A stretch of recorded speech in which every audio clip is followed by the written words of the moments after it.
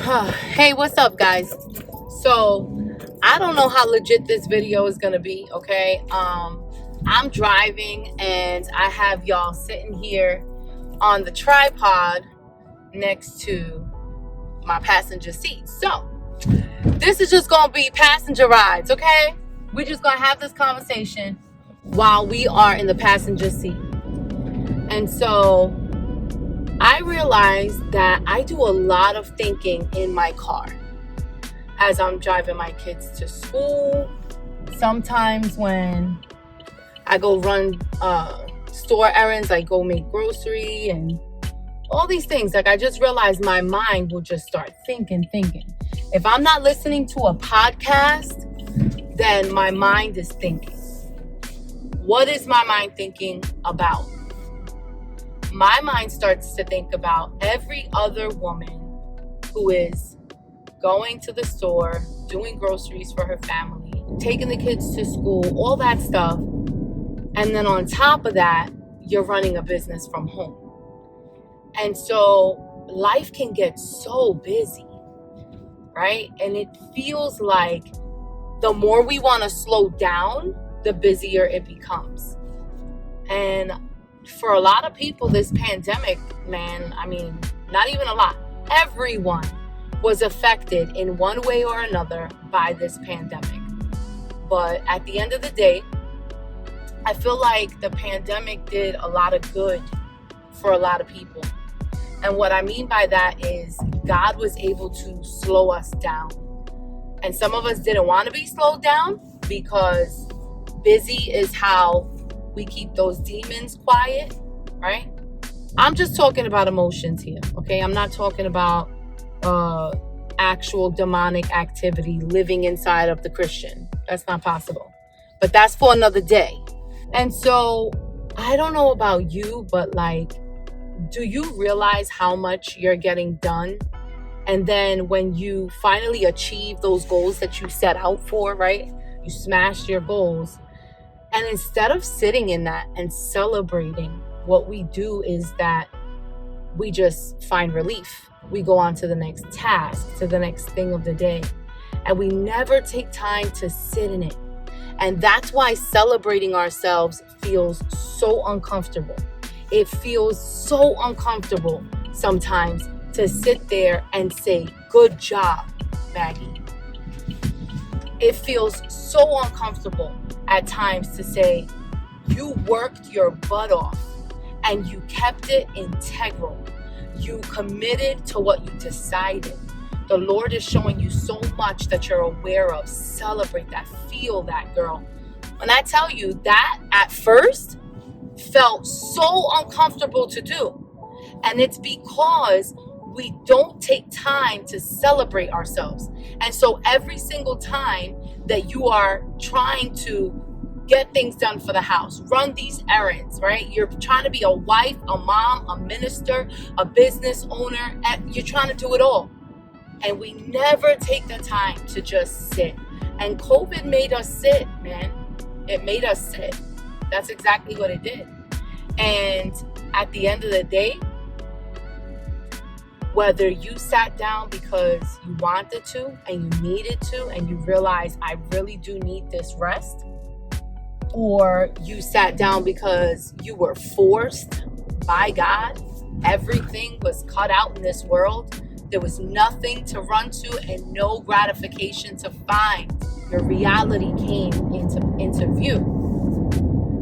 But nonetheless, it did good for us, man.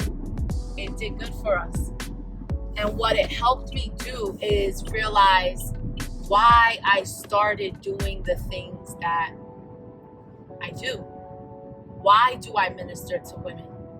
Why do I run a health and wellness company?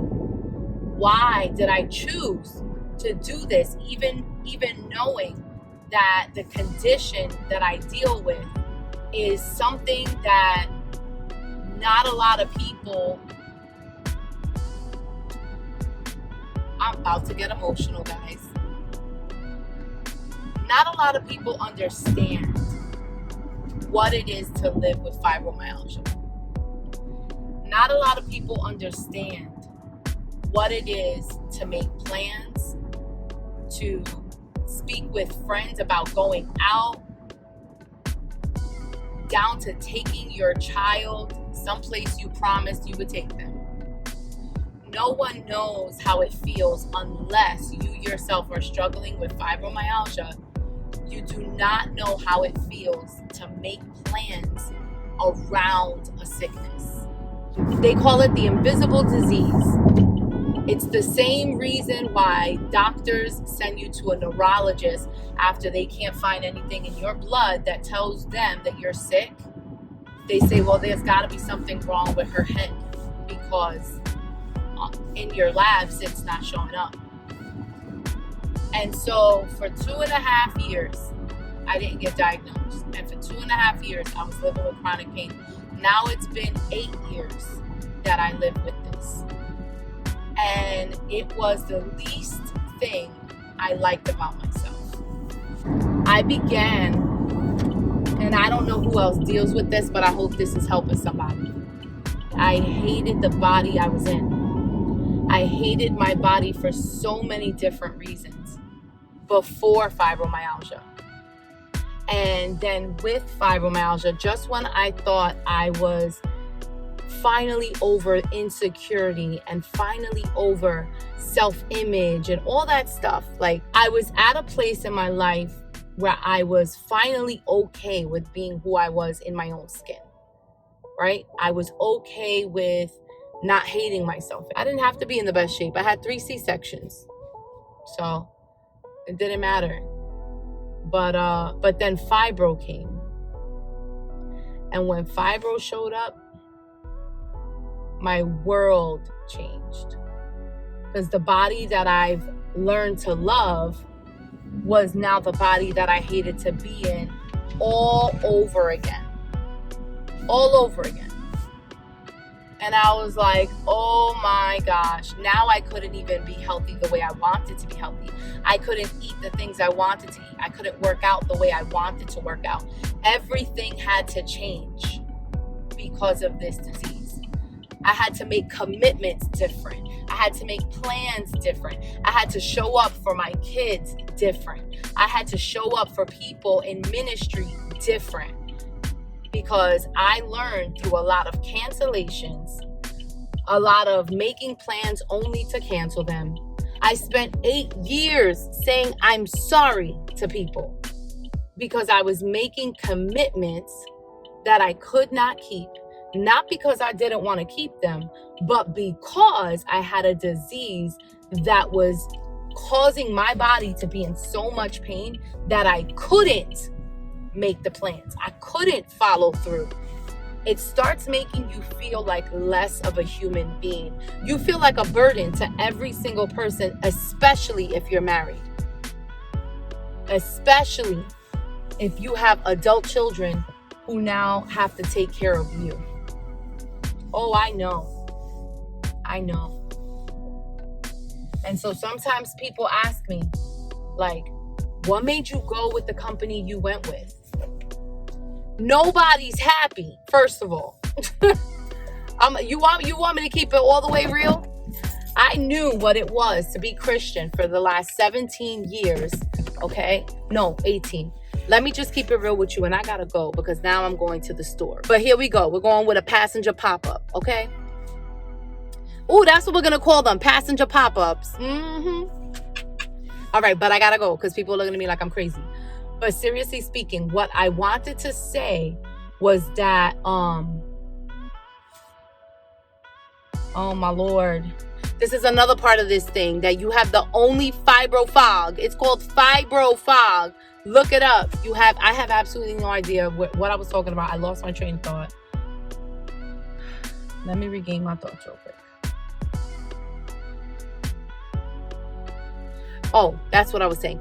People say, why did you join this company? Why did you pick the company you picked? Listen, I was just out there.